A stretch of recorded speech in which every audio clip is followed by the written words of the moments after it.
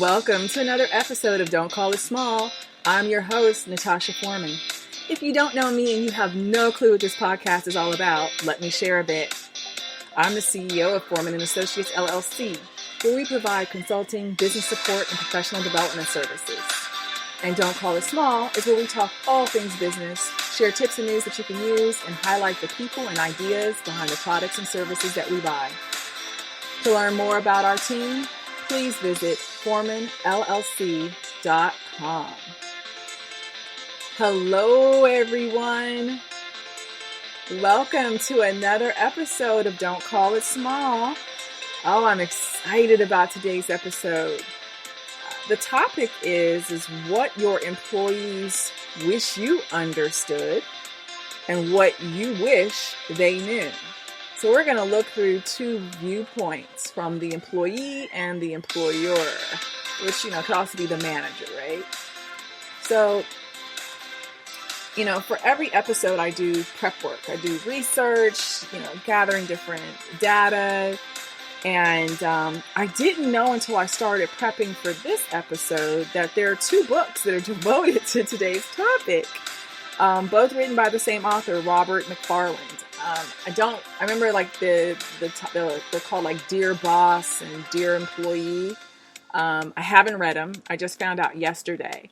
So I'll probably dive into those at some point because I'd love to be able to read about the research and all of the details that went into the surveys that his company issued out to thousands of workers and managers and employers.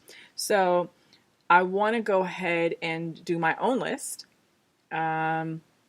This is based on my experience as a consultant, my experience working as an employee and as an employer, and just the feedback from clients, their workers, and of course, co-workers. And as a college professor, it has been very valuable to gather all of the feedback, learning about all the nuances and the grievances from, students over the years that I've been teaching. So we're going to start first with the employee perspective.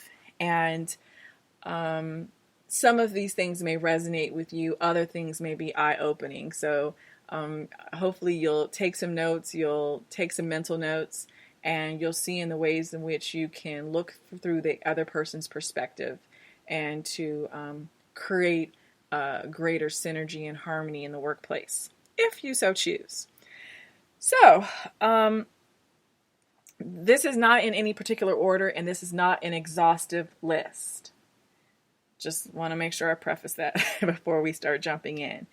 But let's just start where one of the first things that I want to bring to your attention is that from the employee's perspective, they truly do know the customer, the client, sometimes better than you. And the reason being is that they're customer facing, right? They're in the trenches. They are dealing with customers day in and day out. They know what customers buy, what they don't buy, what they like, what they don't like. They get feedback instantaneously from customers. And by the time you get feedback, it's already been filtered. It's already possibly been pumped up or diluted in some way, or it may not get to you at all. And so when you have an employee who's saying certain products that maybe you should not restock, you shouldn't reorder, you shouldn't continue making because they're really not your best sellers, then you should really listen to them. And then there are certain things that you should actually ramp up your efforts on, which that ties into the next thing that employees wish that you knew, is that they wish that you'd ask for their input more, especially on decisions that impact them. So if you actually ask for their input and were willing to accept their input, you would find that to be very rewarding. It could save time, money, and other resources, and you could actually be able to meet the demands and expectations of your customers, of your shareholders, but also to create a better rapport with your workers. That, of course, ties into providing and allowing for greater autonomy so that your employees can make certain decisions without approval. The craziest things is that I've seen as a consultant, that I've seen as an employee, are organizations that are so fragmented and disjointed that the layers of of nuance, and you can call it bureaucracy, red tape, whatever you want to call it, is extreme.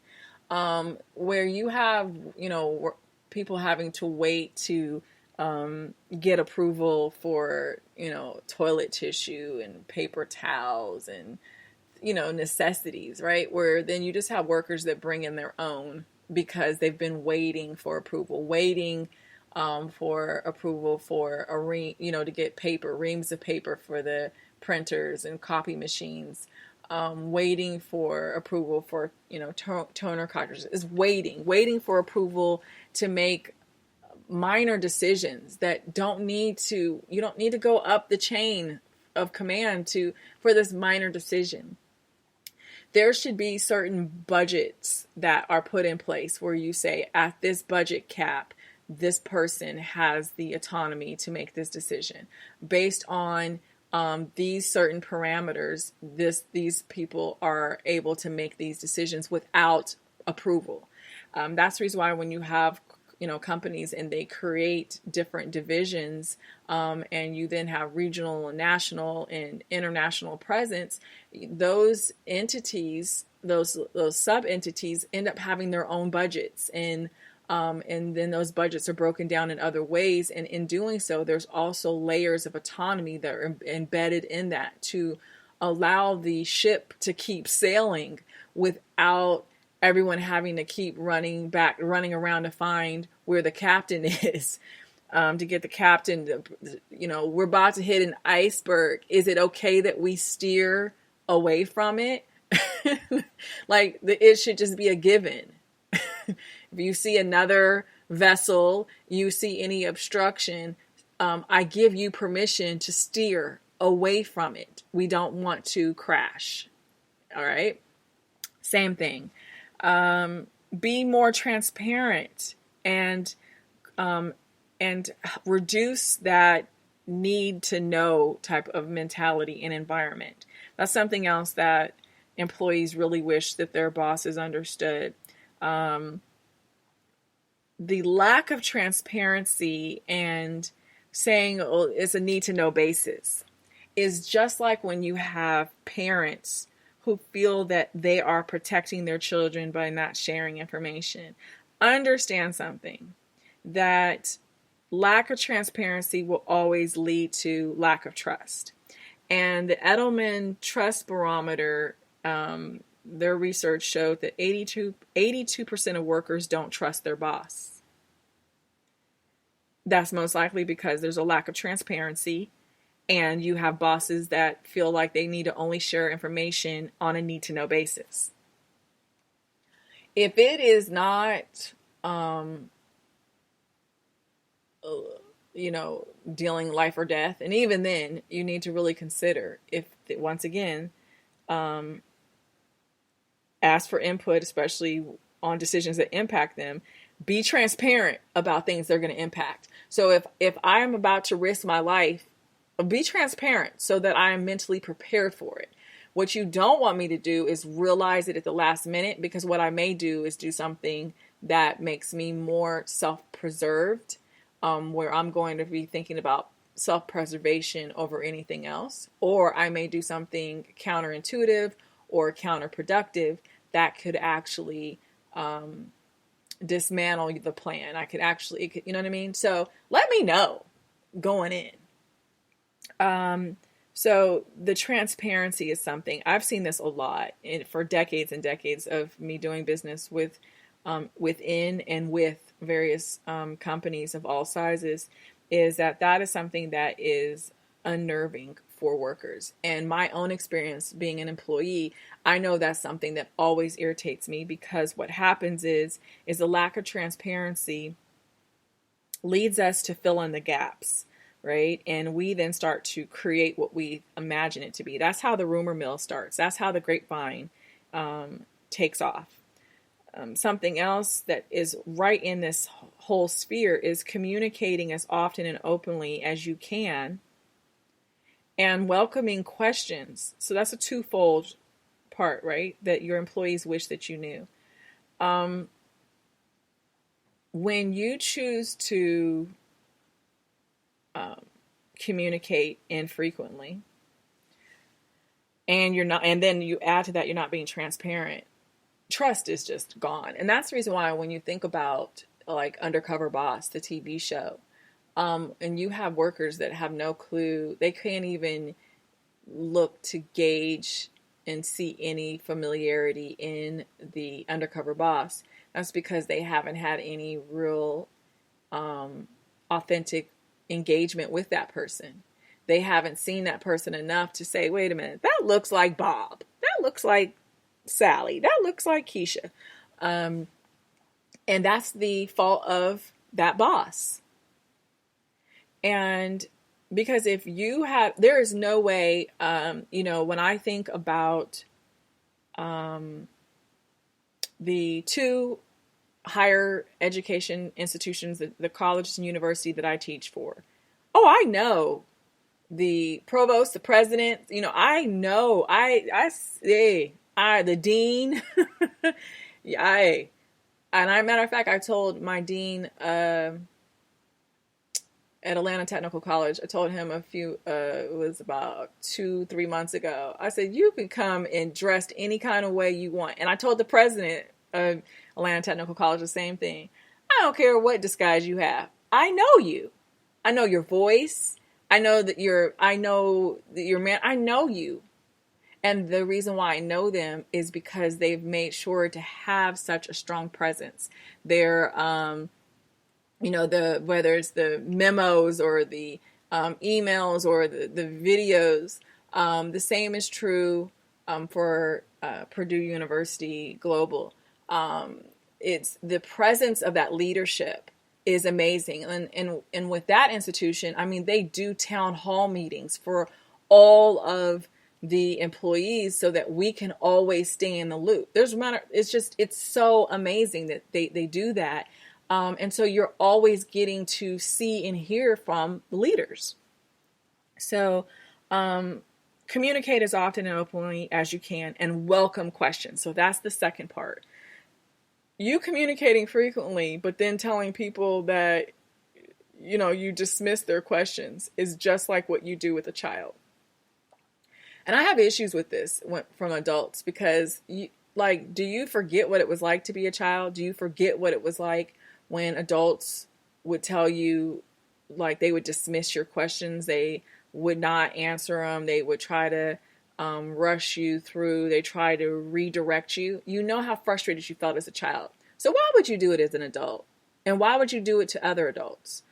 Welcome the questions. You don't know what value, what nuggets of wisdom, you don't know what can actually spark change, spark new ideas, spark creation. You don't know because you're busy, being dismissive. Stop.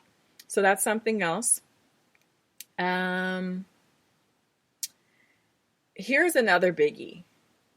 And this is one that has always been, and it's for me as well, is if you don't know the answer,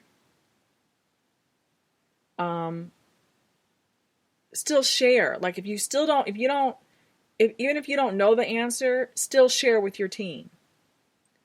It's like there could be a issue and you don't know the answer to that issue yet. Don't not share it with them because you feel like you're trying to protect them. Share it with them. Say, here's what we're going through. We're having financial problems. We don't have a resolution for it yet.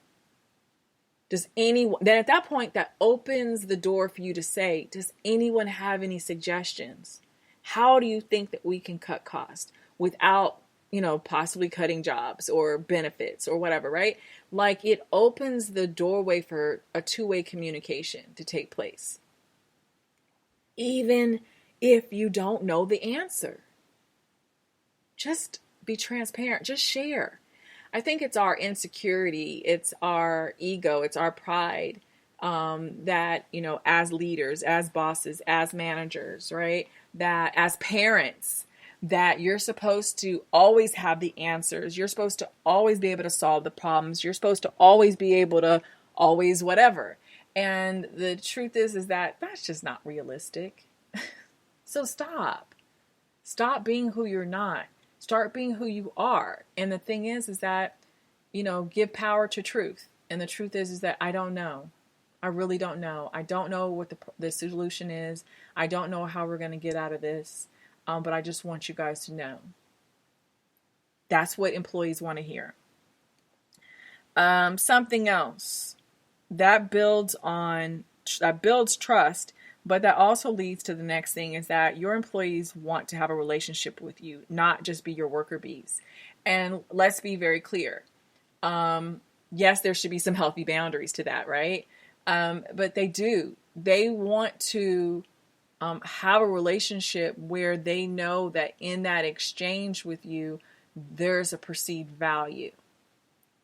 And we oftentimes just feel like the relationship starts and ends with the fact that I hired you and that's good enough.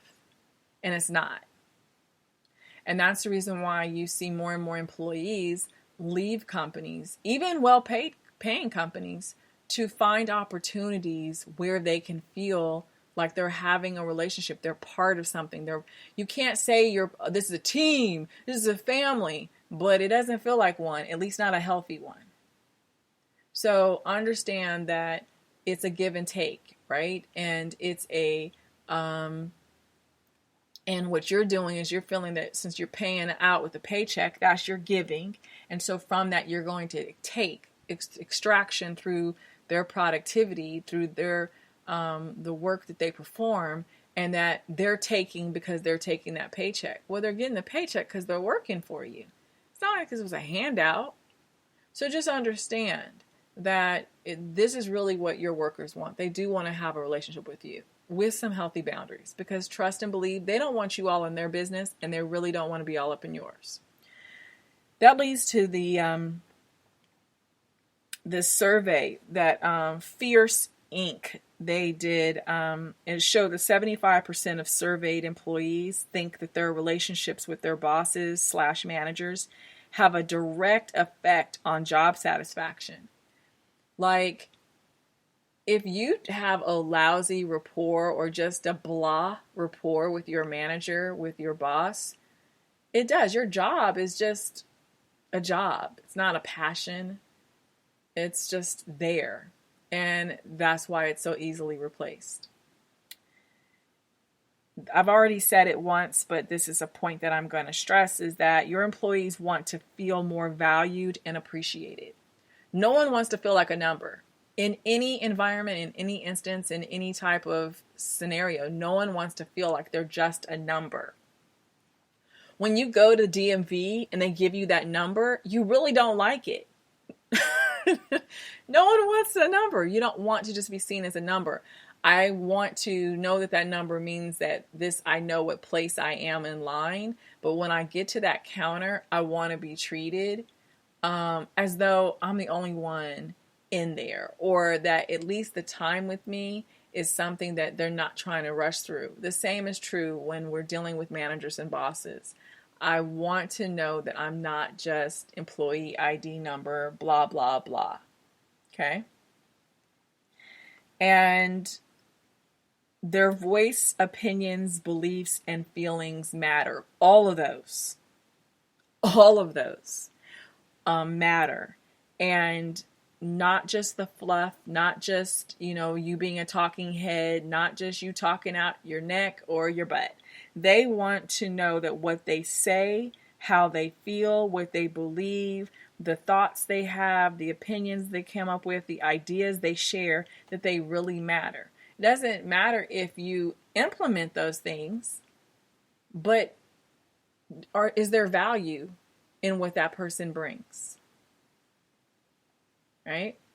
So that is of great importance. You cannot be the smartest, the bravest, the whatever in your company. If so, you are the dumbest employer ever. Because the smartest bosses are the ones that seek out and recruit and bring aboard people that are smarter, braver, more courageous, stronger, wiser than them. That is what leads to the best success. Now, on the flip side, let's look through the lens of the employer.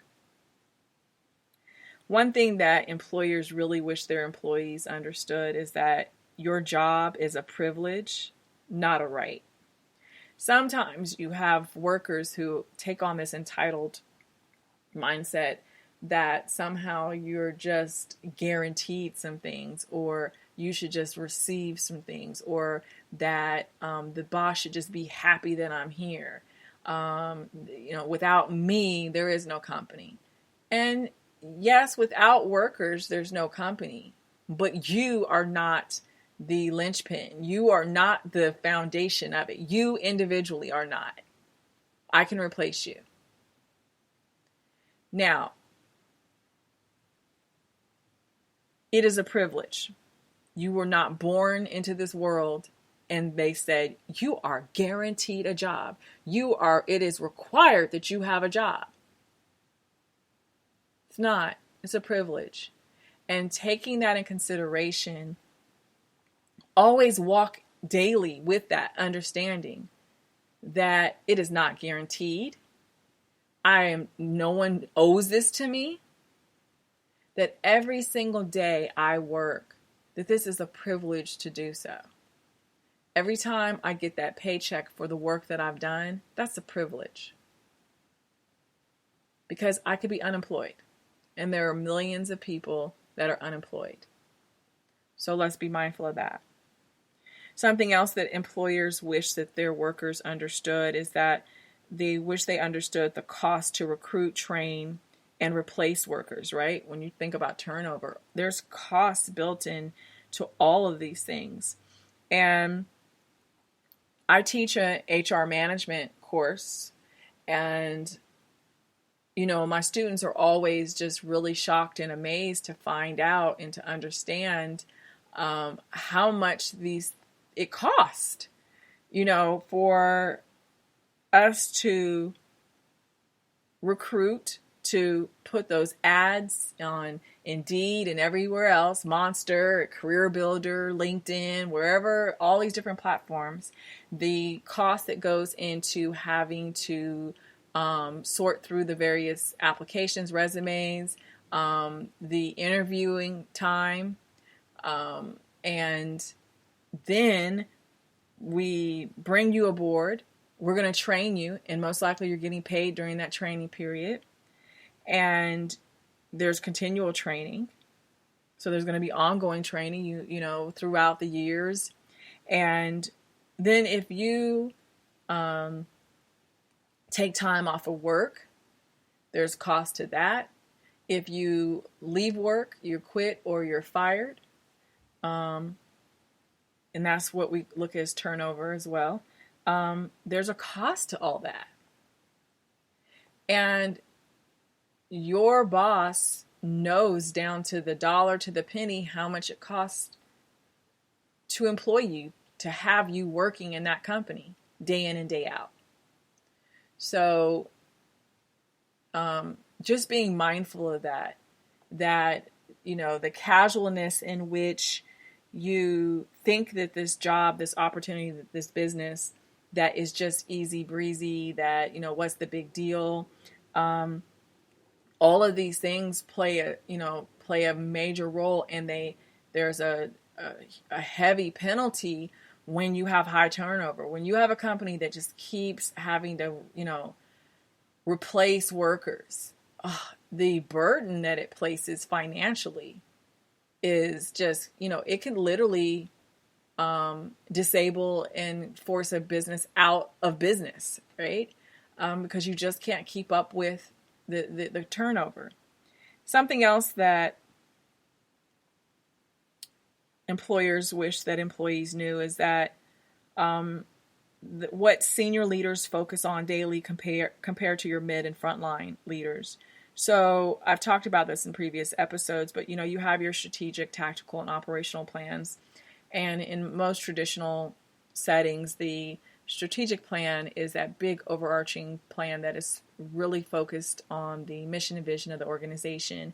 And it's usually a long-term plan of about a year, sometimes longer. And that's what your senior leaders, that president, the CEO, whatever fancy title they have, that's what they're focused about. That's what they're obsessed about. And they delegate to their mid-level managers the tactical plan, how they're going to now take this big slice of pizza and break it down into sections. And that could be by department, division, so on and so forth. And so that's where your mid-level managers have been focused. And then your frontline managers have to operationalize it. They have to now get those slices now broken down. And then, we got to be able to eat them, but we also have to be able to deliver them. That pizza has to be able to be delivered and consumed. And so that's what everyone is focused on. Now, in smaller organizations and in more progressive organizations, you're seeing institutions where they're having all three leadership levels sitting at the table, working through the details of strategy and tactic and, how to operationalize things.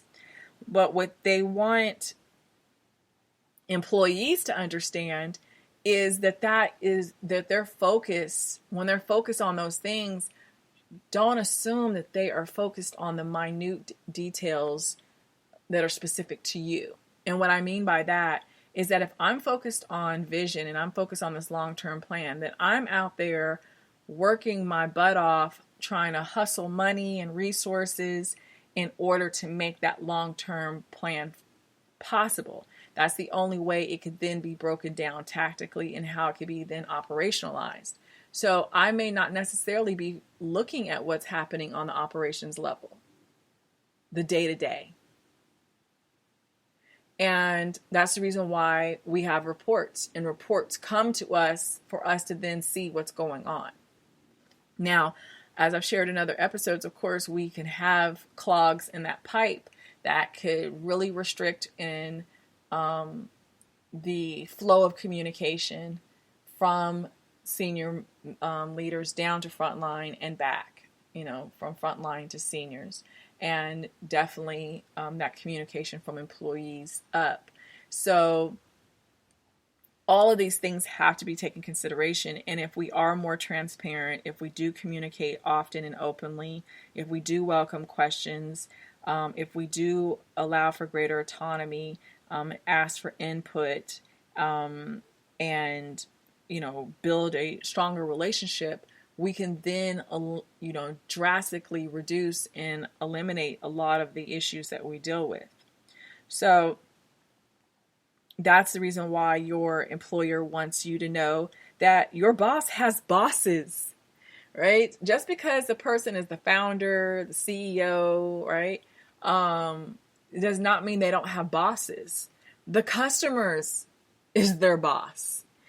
The shareholders, if they have shareholders, they're the boss. And so they have people they have to answer to. So yes, you have to answer to them, and they have people they have to answer to as well. So they're under pressure, right? There are certain standards and expectations that they have to meet. Something else is that don't pretend you can do the job if you can't. This is a major pet peeve of managers, employers, is when you say that you can do something that you can't.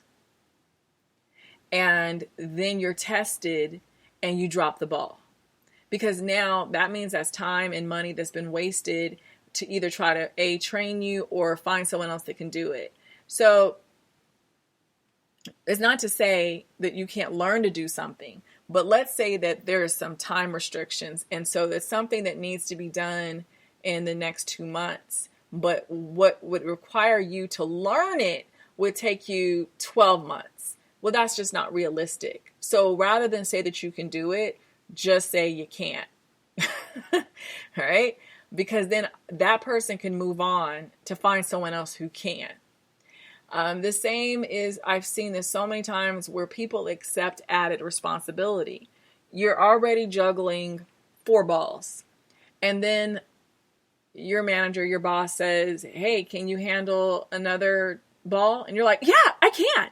Right? Because you want to prove that you can do it. You want to prove that I'm valuable. See, I'm a valuable asset. You're already kind of struggling with the 4 balls that you're juggling. So now they throw another ball at you, and now you're trying to juggle 5.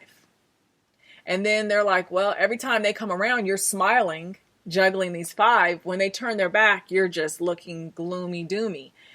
So they're like, wow, well, Erica can handle 5, so I'm going to, I'll come and see if she can handle 6. Hey, Erica, can you handle 6? And Erica, once again, says, I can handle 6. And so, okay, I throw the 6th ball. At some point, you're going to drop a ball. And then you're going to blame the boss for not realizing that you couldn't juggle all the balls. But the thing is that you said you could. So it's the same. Don't pretend you can do the job if you can't. And whether that is mentally, emotionally, whatever the case may be, if you are spiritually, emotionally tapped out, just say it. I just don't have the bandwidth. I can't. I've reached my max at this point. I need to be able to prune, right? I need to prune. This garden needs to be pruned. I need to prune so that I can then I have the space and capabilities to do more so that I can do better. Something else that your boss wished that you knew is to be honest about your capabilities, strengths, and weaknesses. So that's just like the don't pretend you can do a job if you can't. Being honest about your capabilities. Don't say that you can program something if you can't. Just stay in your lane. Stay in your lane. Now, if you acquire knowledge and skills along the way, great. Be sure that you share that. But don't pretend. Also, be honest about your weaknesses. Say, ooh, that's really not my strong suit. I am lousy at that. If you are lousy at planning, organizing, leading, if you're lousy at record keeping, be honest. Because what we don't want to do is waste the time and money and energy finding out the hard way. Then you have your strengths. If you are really great at something, let them know, because they can leverage that to the benefit of the company. If you are strong with speaking or doing presentations, designing something, if you're great at sales, if you're great at making people feel special and you're a great communicator, speak up about it so that you could be able, you never know, that could lead to a promotion or a bonus or some opportunities that you never thought about. So please share those things.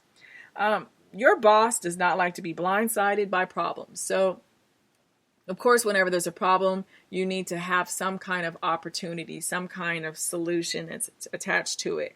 So, for instance, the kitchen is on fire.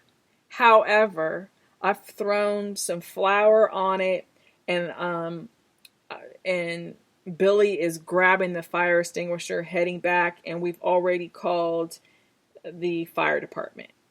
All right. So I now know we've got 3 solutions that are tied to it. You don't run and say the kitchen's on fire, because the next thing that person's going to say is, what's being done to put out the fire? And you say, oh, I don't know. I just came to tell you. No. So make sure that problems always have some kind of solutions, even if they're not fully planned out or thought out. At least have some ideas, the possible solutions. And when I say don't be blindsided by problems, is if you know something's coming up, down, through the pipeline, if you know that something is about to happen, don't wait until it happens to let your boss know. Let them know before it happens. It's like, that's the reason why. Think about if golfers, if when they hit the ball if they didn't say like if they didn't let people know, they just hit the ball. You know how many people would be unconscious, dead, hurt by flying balls on a golf course? Like, because at least when they hear it, they know okay, I know this ball is coming high. It's coming from, okay, I get it. It's the same if you, you're out doing anything and, if a car comes, would you not tell somebody, there's a car coming before they got hit? Would you not stop someone stepping off the curb, the sidewalk, to keep them from being hit by a bicycle or a car? People don't want to get blindsided. No one wants to get hit with a problem. So make sure that you're very mindful of that. Try to jump ahead and let folks know before they get hit with the golf ball. All right. Next, some jobs require stringent, very strict, crazy scheduling, and it could be tricky to navigate. This is especially true if you have sales positions, if you have various retail jobs, if you have restaurants, and with that, when you're calling in last minute, talking about, I don't feel well, I don't think I'm going to come in.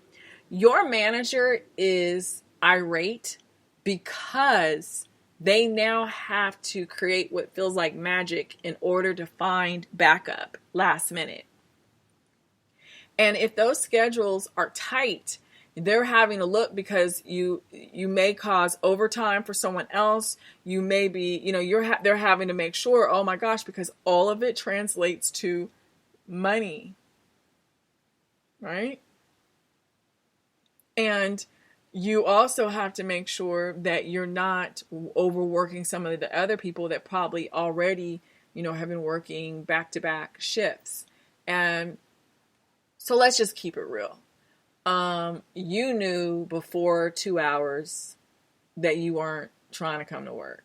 So why did you wait till 2 hours or 1 hour or 30 minutes before your shift to call out? You could have called out yesterday, right? So just be mindful of that. If you're quitting, here's a stick. This is one of my pet peeves. If you're going to quit your job, give them notice and let it be. I prefer that you give more than 2 weeks notice, but 2 weeks, is fine. And I know the counter of that, which, I'm going to share in a moment. I'll just wait to share it. But you have to remember, as I said, there's a timetable and a cost factor in having to recruit, train, and replace workers. So if you quit, I have to find your replacement, whether that is getting other workers to fill in your shifts, that gap, for a short term, and then trying to hurry up and find and train and replace you with another worker. People feel like, and I know there's a whole bunch that can go into that. If there's no solid relationship, there's the animosity, lack of trust. And so people are like, you don't care about me, so why I care about you? You don't have to give me notice when to fire me, so why would I give you notice? I always say this. It's not necessarily how you come into a relationship. It's, what you do in it and how you leave it. And when you leave a bad taste in someone's mouth, there's certain laws that will restrict or prohibit your employer from just flat out just saying disparaging remarks about you. However, there are no laws that say that sound effects are off limits. So if someone then turns around and asks questions that basically are asking, would you rehire them?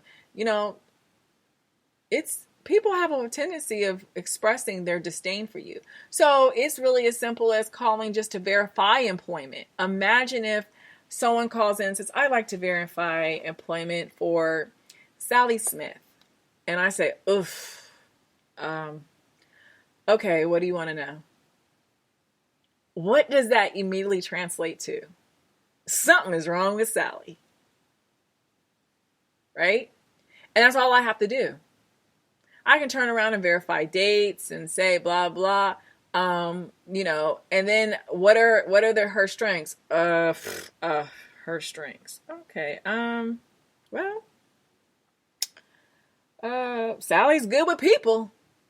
Yeah, she likes talking. Mm-hmm. Do you see how I can do that? No laws that restrict a person from doing it. People do it all the time. So just understanding that there may be opportunities for your manager, your boss, to be able to open other doors of opportunity for you, possibly like write letters of recommendation for you, but also you really don't want them to have that kind of conversation about you when the time comes. I'm just saying. And something else that you really should be mindful of is that your boss does not want to work holidays, weekends, and late nights either. So you're complaining and whining and you're fussing, being upset because you have to work Black Friday or you have to work yeah, they have to work too, and they don't like it either. They would prefer to be at home, binge watching whatever streamed program they love. Yes, eating some chocolate chip cookies. I don't know. But no, they don't want to be there either. But this is the business. Their customers need those products and services. This is what you guys do. This is what you signed up for. You knew from Jump Street. We're open on these holidays. We're open at nights. We're open on weekends. This is it. This is how we operate. If you don't want to be in that environment, don't apply for those types of jobs. Make sense? Aha. So now there's probably some eye rolling going on from some people who are like you're writing down a list of your own grievances. But let me keep going. Something else that your boss wants you to know is that they're not out to get you. They don't want to see you fail. Your failure is their failure. Does that make sense? Like, they don't have it out for you. I've heard so many times where employees have said, and the CEO or whatever the title is, they just don't care. They're out to get me. They're just trying. No, they're not. Sometimes they should be thinking about you more, but understand they're not out to get you. Now, you could have a manager who's out to get you. You could have a manager that wants to see you fail. But when you're talking about the employer, I can guarantee you they don't. And they're not. They want you to know that they do want to have a relationship with you, but with healthy boundaries. So that means that, no, I may not want to be your buddy, friend, and know, about your marital stuff and know about, bodily functions that I may know from a friend, right?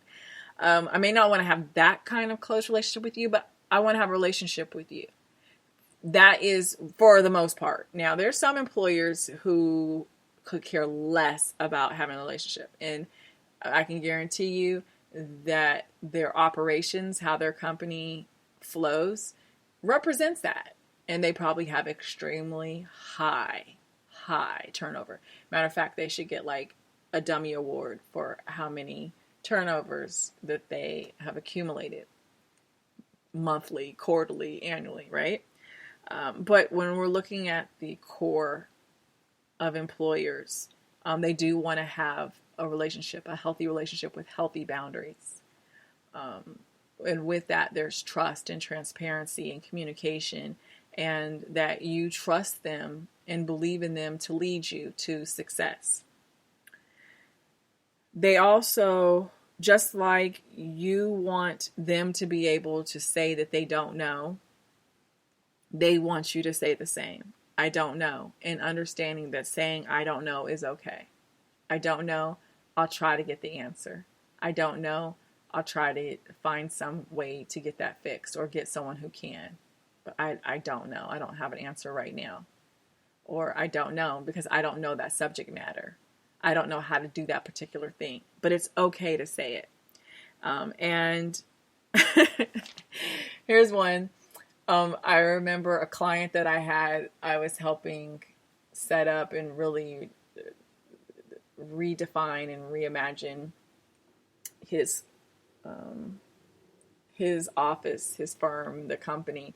And he had an office manager, which I don't know why it never dawned on her. The supply room that she sat in front of. So the reception desk had a glass partition, and then behind that partition is the supply room where all the files and everything was. How could we not see that she was on social media, that she was on shopping sites? So your boss wants you to know that they know that you're on social media, shopping sites, etc. while you're working. They know it. Whether you trying to hurry up and minimize a screen really quickly, when you react quickly when they walk in and you start clicking that mouse they know. They already know what you're doing. Just get your work done. And try your best to save those things after work, lunch break. But really, the thing is that the cost of your lack of productivity, you don't feel it. You don't see it because you had an 8-hour shift, a 10-hour shift, a 12-hour shift, and you got paid for that time. But they feel it because the amount of work that should be done in that amount of time wasn't done. And that's because you wasted a lot of that time. You got free time out of them by doing your own social stuff. So you're stealing time. So stop stealing time. And just know that they know that you're doing it. Now let's flip back to the employees. Because I have to always counter, like, oh my goodness, and in what ways could an employee, be raging. So as I mentioned, employees definitely are going to say, my boss doesn't have to give me notice when they're firing me, so why should I have to give them notice when I'm quitting? I work in a state where they could just fire me at will. So I should be able to just quit at will. Yeah, you can. But as I said earlier, just be mindful of the fact that, we have Glassdoor that allows us to talk about various companies and the leadership in those companies. And you can just lambast and talk about just poorly about them. But all it takes is one sound effect, one that can shape the opinion of the person who was calling to inquire about possibly hiring you. No one wants to hire a dud. No one wants to hire a pain in the butt. And if I then interpret the sound effects, the certain comments, the hesitation, the filtering from the person who's on the other end, I'm going to have a greater propensity to turn and look for another candidate versus considering you, because I don't want a headache. And if this person was able to dodge a bullet, I'm not trying to have that bullet hit me, period. So just be mindful of that. Now, employees, with that, I do feel that an employer needs to consider that. If you don't have to give notice when firing, just be mindful of that. So, should you not give notice? And this is where giving notice comes in place. When you properly put in the parameters and you put in the processes and functions in your company where you're having reviews. And this is where I've said before, I am irked when there's a company and all they do is annual reviews. That is just so pissy. You should be having reviews and allowing workers to receive feedback and allow them to also give feedback, not only on their performance, but also how they feel that management is supporting them. That should be something that's like monthly, quarterly, not once a year. So when it comes to terminating someone, it's easy to give notice because you've been building this relationship over time, where if the person isn't performing to the standards, if they're not meeting standards, and they've been getting write-ups and they know what the next stages are going to be, then at that point, that is giving notice that, okay, if this happens again, we're going to have to let you go. That's notice. Because then at that point, I know the next time I do this, I'm going to be fired. On the flip side, it would be beneficial that if employees were given the opportunity to express and give feedback on their performance and how they feel that they are contributing to the organization, but they can also give feedback to and about management. And then employees are able to say, if this behavior continues, I'm just not going to be able to stay in this relationship. They can give notice that way as well. Right? And so it has to be a two-way kind of thing. It cannot just be one way. There's this expectation, this burden for an employee to have to then endure an environment they don't want to be in for an additional 2 weeks or longer. That just sucks, right? So be mindful of that, employers. Something else your employees want you to know is that they have a desire for a variety of benefits, more so than excess. So if you provide, just like how for last week's episode, we talked about alternative benefits, right, that you can have to enhance, create a buffet of benefits. Something creative, innovative, unique. That's what your employees look for. Like, they would be, in what ways could they be thrilled? And if you got their input, you could probably save more money because there may be things that they're more inclined to participate in that would cost you less money. If you have a very young workforce, they may not necessarily care much about a 401k. Think about that. You just don't know. You don't know unless you ask. So, I mentioned earlier, but I'm going to really stress this. Your employees want their job, their role within that company, and the contributions that they make to have value and purpose.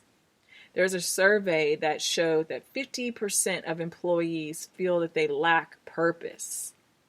Ew! You're working in an environment where you feel that you're just not valued, that your contributions have no value, that you're just there. You're just a number. You're just, a worker bee. No one knows you. No one cares. What you do doesn't, is not a blip on the radar. It doesn't move the needle. They're just there. That's not a good state to be in, a state of being. That's not a good environment to be in. And so your employees want you to know that they want to feel valued. They want to feel that what they're doing is of value and that there is a greater purpose, like their purpose is in how it's leading to that mission and the vision of the organization. And that's the reason why you should consistently let them know that, right? You should consistently share about how they play a part in that mission and vision. Here's one, and this has been my issue since I was 18. Stop having meetings for meeting's sake. Oh, they're time wasters. Don't just have a meeting just to have a meeting. And when you have a meeting, don't let them be long meetings. If they're long, let them be working meetings. They have to be productive. Don't just do it just to have it. I remember I was like 18, 19, and I was a personal fitness trainer. And I had a manager. I think he just wanted to hear himself talk. And we would have like 2.5, 3-hour meetings, which could have lasted 30 minutes with a memo. Like, it was just, So there's that. Some jobs can be accomplished from home. Let your workers telecommute. If it's feasible, make it happen. I mentioned that last week in the episode where you have people that they want to see butts and seats, but sometimes it's just not feasible. It doesn't make sense. And you're actually wasting money. The square footage that it takes for you to house workers that could be working from home or from a coffee shop, come on, stop it. You're just showing your weakness in all different sorts of ways. Your workers want to ask you this question. How can you not know that they're working in a toxic environment? How can you not know about the racism, the sexism, the xenophobia, the whatever? How can you not know? How can you not know about the bullying? How can you not know about the intimidation tactics? How can you not know about the different things that managers are doing? And what that does is that the more they endure the toxic environment, the more they believe that you're the puppet master of it. They want you to know they feel overworked and underpaid. You need to find some way to balance that. They want you to know that they believe that the CEO and senior leaders are overpaid and low performers.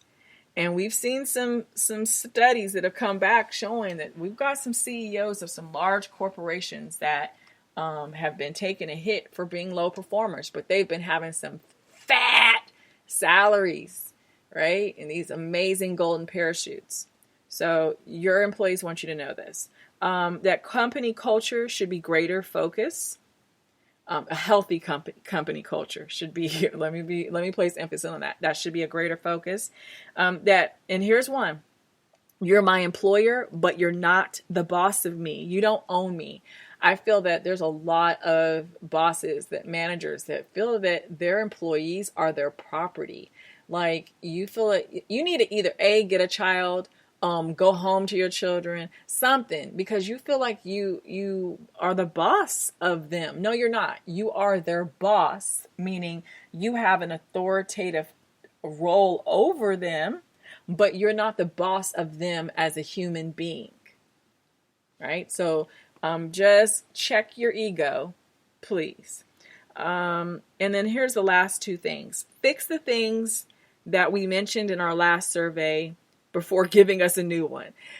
When you keep bombarding your workers with surveys at trying to get claim, like, we want to get your feedback, they then realize that you're just doing this for fluff, for show, because you haven't fixed the problems they already had mentioned before. If we start telling you the different issues and providing solutions to those issues, but you don't resolve those issues, then why are you surveying us other than you just want to make it seem as though you care?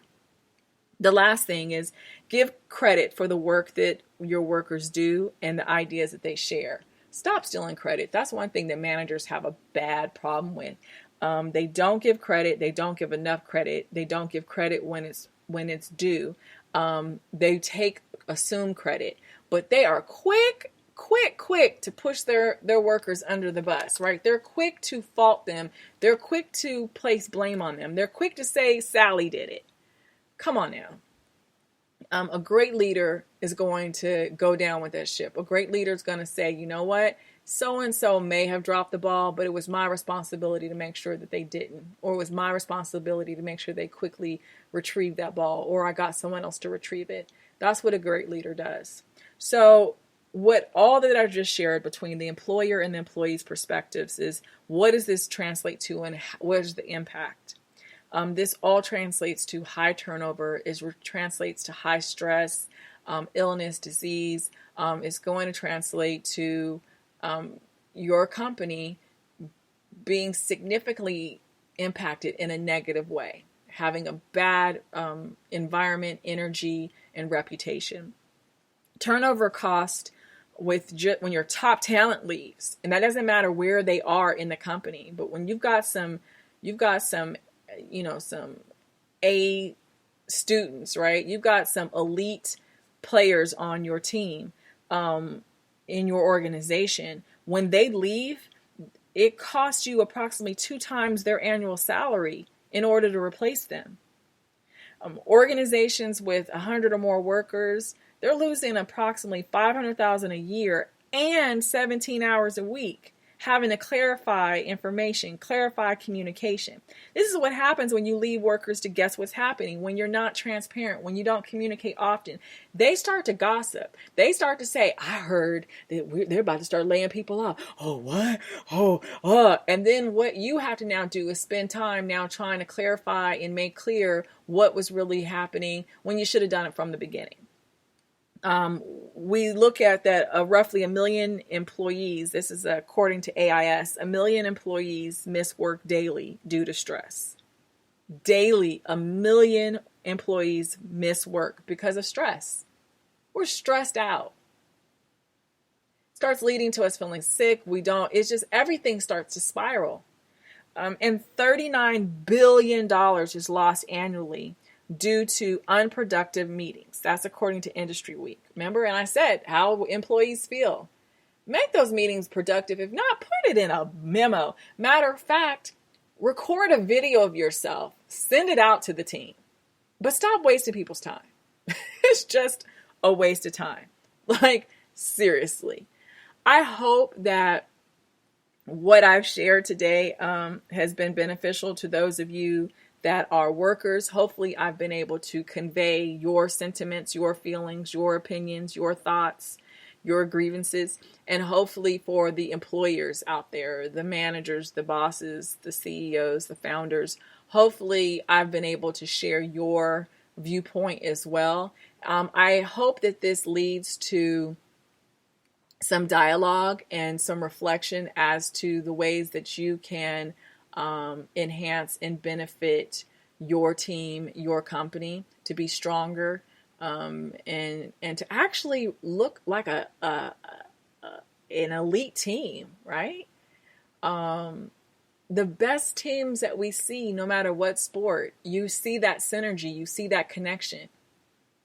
I can guarantee you it's not because people are keeping secrets and doing all this other foolishness. Goodness. All right. You know what that is, right? It's that time again. Time to wrap up and go our separate ways until next week. If you have questions or suggestions about this show, please email them to us at don'tcallitsmall.biz@gmail.com. Be sure to check us out on Instagram and Facebook and Twitter. On Instagram and Twitter, we're at ForemanLLC. At Facebook, we're at Foreman and Associates. Follow us. Share us with your friends, colleagues, and family. You can also follow me on Instagram, Facebook, Twitter, and LinkedIn at Natasha L. Foreman. Reach out to me. Say hello. Share your story. I look forward to meeting you. I want to make sure I give credit for this song. I love this song. It is called Higher Up, and it's by Shane Ivers. I want to thank you for tuning in to the Don't Call It Small Business Podcast, for sharing these episodes with others, and for your continued support. And don't forget what I tell you on each and every episode. Don't call what you're planning, thinking, dreaming, or doing little or small. Go big, go bold, or go nowhere. I will see you all next week. Have a super awesome day, and we